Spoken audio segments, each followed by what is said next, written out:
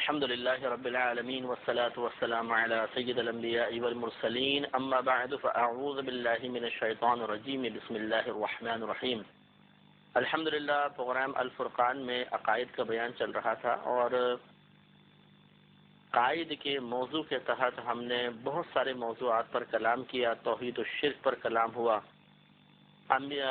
نبوت و رسالت پر، پھر اور بہت سارے ہم نے احوال آخرت وغیرہ کے موضوعات لیے، شفاعت کے موضوع پر تفصیلی کلام ہوا، آسمانی کتابوں پر کلام کیا. اور اب ہم معجزات نبی صلی اللہ علیہ وسلم کو بالتفصیل اس لیے بیان کر رہے ہیں کہ بسا اوقات ایسا بھی ہوا ہے کہ معجزات کا انکار کیا گیا. قرآن و حدیث میں معجزات بکثرت بیان کیے گئے ہیں، لہذا فقہا نے اتنی کثرت اور تواتر سے ثابت شدہ شے کے انکار کو کفر قرار دیا.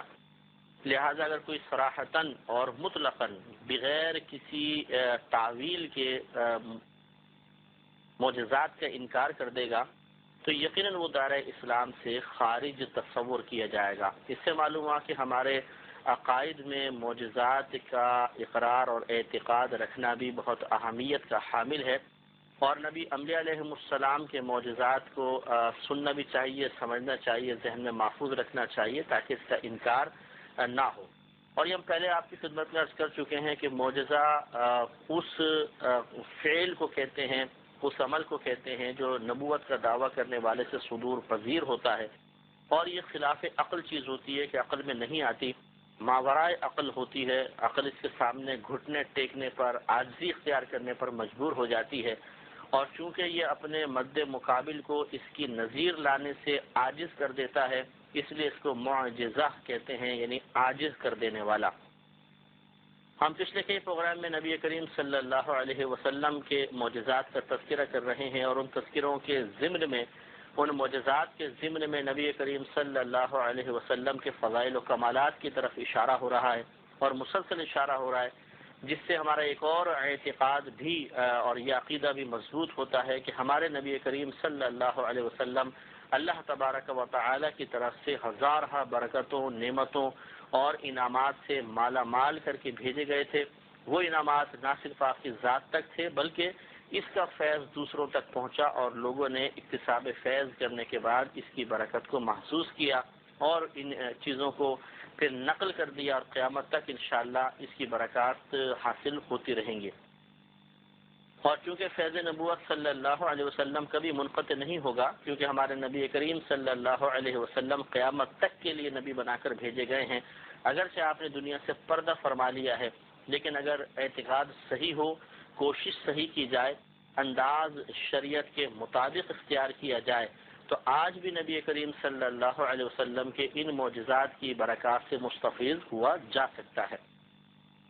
تو بہت سے ہم نے آپ کی خدمت میں معجزہ عرض کیے. آج ایک مزید معجزہ عرض کرتے ہیں. مسلم کی روایت ہے، حضرت ابو ہریرہ رضی اللہ تعالی عنہ اس کے راوی ہیں، اور حضرت جابر رضی اللہ تعالیٰ عنہ اس کے راوی ہیں، اور حدیث نمبر 5652 حدیث پاک ہے، نمبر حدیث پاک کا. یہ کہتے ہیں کہ ام مالک نبی کریم صلی اللہ علیہ وسلم کی خدمت میں اپنے ایک ڈبے میں گھی کا ہدیہ بھیجا کرتی تھی.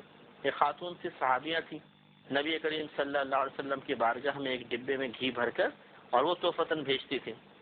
ان کے پاس ان کے بچے آتے، یعنی وہ ڈبے میں بھیجتی، پھر وہ ڈبہ گھر آتا تو ان کے بچے ان کے پاس آتے اور ان سے سالن مانگتے.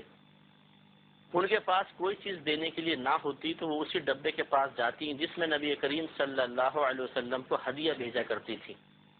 تو اس ڈبے کو جب اس میں چمچہ ڈالتی یا کوئی بھی چیز ڈالتی، چمچے کا تو خیر رواج نہیں تھا، لیکن اس زمانے میں جو چیز نکالنے، ڈوئی وغیرہ جو بھی ہوتی تھی ڈالتی تھی، تو اس میں گھی پاتی تھی. ان کے لیے ان کے گھر کا یہی سالن رہا، یہاں تک کہ ایک دن انہوں نے اسے مکمل طور پہ نچوڑ دیا. پھر وہ نبی کریم صلی اللہ علیہ وسلم کی خدمت میں حاضر ہوئیں تو نبی کریم صلی اللہ علیہ وسلم نے فرمایا کہ کیا تم نے اس کو نچوڑ دیا ہے؟ عرض کی جی ہاں. فرمایا اگر تم اسے چھوڑ دیتی تو وہ ہمیشہ باقی رہتا. یعنی ہوتا یہ تھا کہ وہ ڈبہ نبی کریم کی خدمت میں بھیجتی، سرکار پورا گھی نکال لیتے، لیکن یہ معجزہ ظہور پذیر ہوا کہ وہ جب بھی اندر کوئی چیز ڈالتی تو انہیں گھی برآمد ہو جاتا تھا، لیکن ایک دن انہوں نے اس کو گرم کر کے مکمل طور پہ اس طرح خالی کر دیا. جب خالی کیا تو پھر وہ برکت منقطع ہو گئی، کیونکہ ایک راز تھا، ایک سر تھا، اس راز کو راضی رہنا چاہیے تھا. غیب سے اس میں گھی آتا تھا، نبی کریم صلی اللہ علیہ وسلم کی برکت سے گھی آتا تھا، لیکن پھر نچوڑ دیا. تو یہ اللہ کے راز ہیں کہ وہ فیض کا سلسلہ ان کے لیے وقتی طور پر منقطع ہو گیا. اس سے یہ بھی یاد رکھیے کہ اگر کوئی بزرگ کوئی راز کی بات بتائیں تو اس کو بالکل افشا نہیں کرنا چاہیے، کسی کے سامنے ظاہر نہیں کرنا چاہیے، اور اسی طریقے سے اس راز کی تہ تک اور حکمت تک پہنچنے کی کوشش نہیں کرنی چاہیے کہ بعض اوقات فیض کے دروازے عارضی طور پہ ہی صحیح بند ہو جاتے ہیں. تو یہ بھی ایک بہت بڑا معجزہ تھا کہ دیکھیں نبی کریم صلی اللہ علیہ وسلم نے اس ڈبے میں مسلسل اپنی برکت سے گھی کو پیدا فرمایا. اگرچہ پیدا کرنے والی ذات اللہ تبارک و تعالیٰ کی ہی تھی، لیکن وسیلہ نبی کریم صلی اللہ علیہ وسلم بنے. اس سے معلوم ہوا کہ رحمت کونین صلی اللہ علیہ وسلم اللہ کے خزانوں کے مالک ہیں. اللہ تعالیٰ کی عطا سے جس کو چاہیں، جتنا چاہتے ہیں، جو چاہتے ہیں عطا فرما دیتے. اگلی روایت حضرت انس رضی اللہ تعالی عنہ سے ہے، اور یہ بہت ہی زبردست روایت ہے، اور اس میں ایک عظیم معجزہ ظاہر ہوا، اس کا ذکر کیا گیا ہے. حضرت انس رضی اللہ تعالی عنہ روایت کرتے فرماتے ہیں کہ حضرت ابو طلحہ نے ام سلیم رضی اللہ تعالی عنہ سے فرمایا کہ میں نے نبی کریم صلی اللہ علیہ وسلم کی آواز میں کمزوری محسوس کی ہے، اور میں محسوس کرتا ہوں کہ نبی کریم صلی اللہ علیہ وسلم بھوکے ہیں. کیا تمہارے پاس کوئی ایسی چیز ہے کہ جس سے ہم نبی کریم صلی اللہ علیہ وسلم کی خدمت کر سکیں؟ تو وہ بولی کہ ہاں. اس کے بعد انہوں نے جو کی چند ٹکڑے نکالے، روٹی کے ٹکڑے، اور پھر اپنا ایک دوپٹہ نکالا اور اس کے کچھ ٹکڑے اس کے اندر باندھ دیے اور اسے میرے ہاتھ میں چھپا دیا، اور یعنی جیسے پوٹلی سی بنا کے دے دی، اور باقی دوپٹہ میرے ہاتھ پہ لپیٹ دیا، اور پھر مجھے نبی کریم صلی اللہ علیہ وسلم کی خدمت میں بھیجا. میں وہ چیز لے کر مسجد میں پہنچ گیا. نبی کریم صلی اللہ علیہ وسلم کے ساتھ کچھ لوگ تھے. میں نے انہیں سلام کیا تو رسول کریم صلی اللہ علیہ وسلم نے دریافت فرمایا کہ کیا تم کو ابو طلحہ نے بھیجا ہے؟ میں نے کہا جی ہاں. پھر سرکار نے فرمایا کہ کھانا دے کر بھیجا ہے؟ میں نے کہا جی ہاں. اب دیکھیں یہ بھی ایک معجزہ ہے کہ وہ بچہ آیا اور رحمت کونین صلی اللہ علیہ وسلم اللہ کے عطا سے جان گئے کہ ان کو ابو طلحہ نے بھیجا اور کھانا دے کر بھیجا. میں نے کہا جی ہاں. فرمایا تب نبی کریم صلی اللہ علیہ وسلم نے اپنے قریب والے تمام جتنے صحابہ بیٹھے تھے ان سے فرمایا اٹھو. وہ سب کھڑے ہو گئے. نبی کریم صلی اللہ علیہ وسلم چلے، میں بھی ان کے ساتھ ساتھ چلا، حتیٰ کہ میں تیزی سے چلتا ہوا حضرت ابو طلحہ رضی اللہ تعالی عنہ کے پاس آ گیا. تو میں نے ان کو خبر دی کہ رسول کریم صلی اللہ علیہ وسلم اپنے اصحاب کے ساتھ آپ ہی کی طرف آ رہے ہیں. حضرت ابو طلحہ رضی اللہ تعالی عنہ نے ام سلیم رضی اللہ تعالی عنہا سے کہا کہ رسول کریم صلی اللہ علیہ وسلم لوگوں کو لے کر تشریف لا رہے ہیں اور ہمارے پاس کوئی کھانا نہیں کہ ہم انہیں کھلائیں. تو اب زوجہ کا عقیدہ دیکھیے، وہ بولی کہ اللہ تبارک و تعالی اور اس کے رسول ہی بہتر جانتے ہیں، یعنی آپ کو ٹینشن میں مبتلا ہونے کی ضرورت نہیں. اللہ تبارک و تعالیٰ کے خزانے ہیں، اللہ کے عطا سے اس کے رسول کریم صلی اللہ علیہ وسلم تقسیم فرمانے پہ قدرت رکھتے ہیں. تو جب نعمتیں انہی کے آستانوں سے تقسیم ہو رہی ہیں، اللہ تعالیٰ کی بارگاہ سے تقسیم ہو رہی ہیں، نبی کریم صلی اللہ علیہ وسلم اس کا ایک وسیلہ اور ذریعہ ہیں، تو آپ کو گھبرانے کی ضرورت کیا ہے؟ وہ خود تشریف لا رہے ہیں، خود ہی کو انتظام فرمائیں گے. لہذا نبی کریم صلی اللہ علیہ وسلم لوگوں کے ساتھ وہاں تشریف لے آئے. حضرت انس رضی اللہ تعالی عنہ کہتے ہیں کہ نبی کریم صلی اللہ علیہ وسلم نے حضرت ام سلیم رضی اللہ تعالی عنہا سے فرمایا کہ تمہارے پاس جو کچھ ہے ہمارے سامنے حاضر کر دو. چنانچہ یہی روٹیوں کے چند ٹکڑے لائے گئے. نبی کریم صلی اللہ علیہ وسلم نے انہیں حکم دیا کہ ان کو اور چھوٹے چھوٹے ٹکڑوں میں تقسیم کر دو، تو روٹیاں توڑ دی گئیں. پھر ام سلیم رضی اللہ تعالی عنہا نے ایک ڈبے سے تھوڑا سا گھی نکالا اور اسے روٹیوں پہ ڈال کر، اسے میڑنا کہتے ہیں، اس طرح تھوڑا سا سالن جیسا بنا دیا. پھر نبی کریم صلی اللہ علیہ وسلم نے وہ پڑھا جس کا پڑھنا اللہ تبارک و تعالی نے چاہا، یعنی جو اللہ نے چاہا نبی کریم صلی اللہ علیہ وسلم نے پڑھ ڈالا. پھر فرمایا کہ 10 آدمیوں کو بلاؤ، تو کیونکہ حجرہ چھوٹا تھا تو 10 آدمی آئے، انہوں نے کھایا حتیٰ کہ سیر ہو گئے، پھر وہ چلے گئے۔ پھر فرمایا اور 10 کو بلاؤ، اسی طرح فرماتے رہے کہ اور 10 کو بلاؤ اور 10 کو بلاؤ، یہاں تک کہ ساری قوم نے کھا لیا اور اچھی طرح سیر ہو گئے۔ اور حضرت انس رضی اللہ تعالیٰ عنہ فرماتے ہیں کہ اس وقت 70 یا 80 آدمی تھے۔ یہ بخاری اور مسلم دونوں میں یہ روایت موجود ہے، اور مسلم کی ایک روایت میں اس طرح ہے کہ سرکار نے فرمایا صلی اللہ علیہ وسلم کہ 10 آدمیوں کو بلاؤ، اور پھر ان سے فرمایا کہ بسم اللہ الرحمن الرحیم پڑھ کر کھاؤ۔ انہوں نے کھایا حتیٰ کہ یہی معاملہ 80 آدمیوں کے ساتھ کیا گیا۔ پھر نبی کریم صلی اللہ علیہ وسلم اور بقیہ گھر والوں نے کھایا۔ میں ہے بخاری کی روایت میں یوں ہے کہ فرمایا میرے پاس 10 آدمی لاؤ، یہاں تک کہ 40 آدمی پورے ہو گئے۔ پھر نبی کریم صلی اللہ علیہ وسلم نے کھایا تو حضرت انس رضی اللہ تعالیٰ عنہ فرماتے ہیں میں دیکھنے لگا کہ کیا اس میں سے کچھ کم ہوا ہے، لیکن تھوڑا بھی بہت بھی کم نہیں ہوا۔ تو یہ مختلف روایات تھیں، 2-3 روایتیں یہاں جمع کی گئیں تو آپ کی خدمت میں یہ عرض کی گئی۔ دیکھیں غور فرمائیں کہ اس سے ایک اور سنت بھی معلوم ہوئی کہ اگر کھانا سامنے رکھ کر جو متبرک کلام ہے پڑھا جائے تو یقیناً کھانا باعث برکت ہوگا، اس کھانے میں برکت پیدا ہو جائے گی، اور یہ نبی کریم صلی اللہ علیہ وسلم کی سنت کریمہ ہے۔ اگر چاہتے سرکار تو معجزے کا اظہار اس طرح بھی ہو سکتا تھا کہ آپ کھانا نہ منگاتے، خود ہی کچھ پڑھتے اور فرماتے اس کھانے کو اب لوگوں کو کھلا دو کہ برکت پیدا ہو گئی۔ لیکن رحمت کونین صلی اللہ علیہ وسلم نے اس کھانے کو باقاعدہ ایک دسترخوان بچھایا گیا، کھانا سامنے رکھا گیا، پھر آپ نے اللہ کی عطا سے جو چاہا وہ پڑھا، اور پھر فرمایا لوگوں کو بلاؤ اور اس میں سے کھاؤ، تو وہ باعث برکت ہوا۔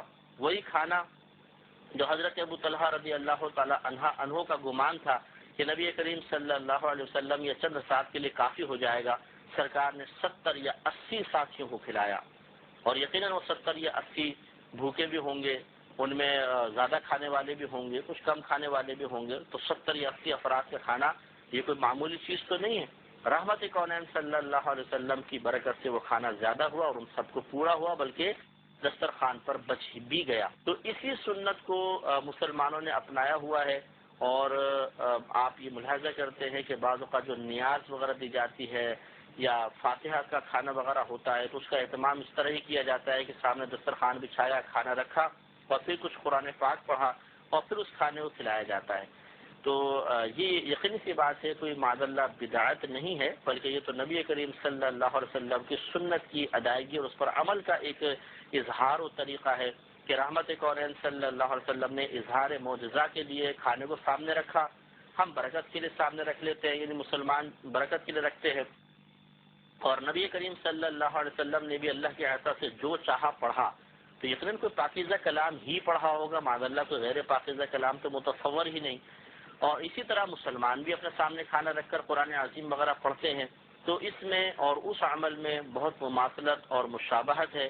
تو جس طرح اس کھانے میں برکت پیدا ہوئی، اس کھانے میں بھی اس طرح کی تو نہیں، لیکن یقیناً برکت ہوگی کہ نبی کریم صلی اللہ علیہ وسلم کے ہر فعل میں اللہ نے بے شمار برکات رکھی ہیں، اور ان کو اگر ہم اپنائیں گے، مسلمان اختیار کریں گے، تو یقیناً برکات میں سے حصہ ملے گا۔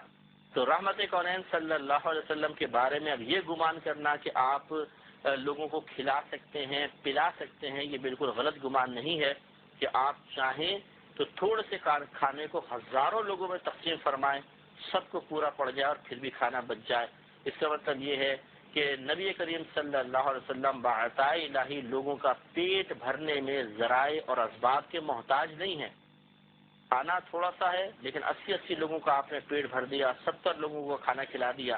اس کا مطلب یہ ہوا کہ نبی کریم صلی اللہ علیہ وسلم اللہ تعالیٰ کی عطا سے کھانے کو زیادہ کرنے پر، اس میں برکت پیدا کرنے پر قدرت رکھتے ہیں، اگرچہ اللہ تعالیٰ کی طرف سے ہے، لیکن یقیناً کمال مصطفیٰ صلی اللہ علیہ وسلم شمار ہوگا کہ آپ کے ذریعے یہ معجزہ ظہور پذیر ہوا۔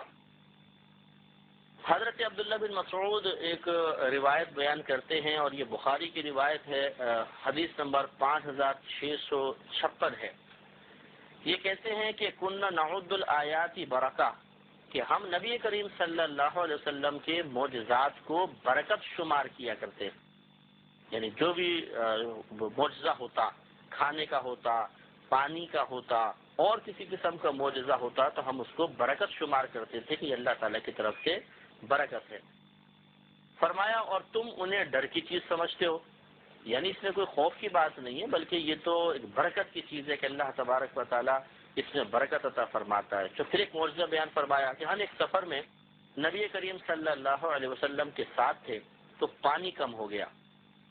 نبی کریم صلی اللہ علیہ وسلم نے فرمایا کہ اگر کچھ پانی لشکر میں بچا ہوا ہے تو اس کو تلاش کرو۔ لوگ ایک برتن لائے جس میں تھوڑا سا پانی تھا۔ رحمت کونین صلی اللہ علیہ وسلم نے برتن میں اپنا دست مبارکہ ڈال دیا اور پھر فرمایا آؤ برکت والے پانی کی طرف اور اس پانی کی طرف جو اللہ تعالیٰ کی طرف سے مبارک پانی، برکت والا پانی۔ نبی کریم کے ہاتھوں سے پانی جاری ہے اور سرکار خود اس کو برکت والا پانی کہہ رہے ہیں۔ اس سے معلوم ہوا کہ جس پانی کو اللہ تبارک و تعالیٰ کے مقرب بندوں کا دست مبارکہ لگ جائے وہ پانی باعث برکت ہو جاتا ہے۔ معاذ اللہ ثم معاذ اللہ کو جراثیم اس میں شامل نہیں ہو جاتے، بلکہ اللہ تبارک و تعالیٰ اس میں برکات پیدا فرماتا ہے کہ جراثیم بھی اللہ کی مخلوق ہے اور اللہ کے حکم کے تابع ہیں۔ اگر چاہیں گے، اللہ تعالیٰ چاہے گا تو وہ جراثیم کسی کو نقصان پہنچائیں گے، اور اگر اللہ تبارک و تعالیٰ چاہے گا تو وہی جراثیم اگر پیٹ میں جائیں گے تو شفا کا کام کر دیں گے، کہ وہ اللہ کی مخلوق ہے، جس طرح اللہ تعالیٰ حکم فرمائے گا ویسے ہی ہوگا۔ اور نبی کریم صلی اللہ علیہ وسلم کے دست مبارکہ میں تو جراثیم کا تصور ہی نہیں، لیکن اب جیسے مشائخ ہوتے ہیں، پیر اعظام ہوتے ہیں، علماء ہیں، فقہاء ہیں، یقیناً ان کے وجود مسعود میں بھی بڑی برکات ہیں۔ تو یہ گمان کرنا کہ جی اگر وہ پانی پہ دم کریں گے تو پھونک ماریں گے تو یہ جراثیم اس پانی میں چلے جائیں گے، یا انہوں نے اپنی انگلی اگر پانی میں برکت کے تحصیل کے لیے، برکت حاصل کرنے کے لیے دوسرے کے اس میں پانی میں ہاتھ ڈال دیا تو یہ سوچنا کہ جی اس میں جراثیم شامل ہوگا، یہ غلط ہے۔ وہ مقرب بندے ہیں۔ اگر بالفرض سائنٹیفک پوائنٹ آف ویو سے آپ یہ سمجھیں کہ اس میں جراثیم مل گئے ہیں تو اللہ تبارک و تعالیٰ کے حکم سے وہ کوئی نقصان نہیں پہنچائیں گے، بلکہ وہ پانی باعث برکت ہوگا، لہذا اس کی برکات سے حصہ حاصل کرنا چاہیے۔ تو لہذا نبی کریم صلی اللہ علیہ وسلم نے ارشاد فرمایا، تو عربی کے الفاظ یہ ہے کہ حی علی الطہور المبارک، کہ آؤ اس مبارک پانی کی طرف جو پاک کر دینے والا ہے، والبرکۃ من اللہ، اور اس برکت کی طرف جو اللہ تبارک و تعالیٰ کی طرف سے ہے۔ یہ حضرت عبداللہ بن مسعود رضی اللہ تعالیٰ عنہ کہتے ہیں کہ میں نے پانی کو دیکھا کہ نبی کریم صلی اللہ علیہ وسلم کی انگلیوں کے درمیان سے نکل رہا تھا، اور پھر فرمایا یقیناً ہم کھانے کی تسبیح سنتے تھے جس وقت وہ کھانا کھایا جا رہا ہوتا تھا۔ تو یہ نبی کریم صلی اللہ علیہ وسلم کے بڑے معجزے ہیں کہ بے جان چیز بھی تسبیح کرتی تھی سرکار کی برکت سے۔ اللہ تعالیٰ سے دعا ہے کہ ہمیں بھی ان معجزات کی برکات سے مکمل طور پہ فیضیاب ہونے کی توفیق عطا فرمائے، آمین۔ وآخر دعوانا ان الحمد للہ رب العالمین۔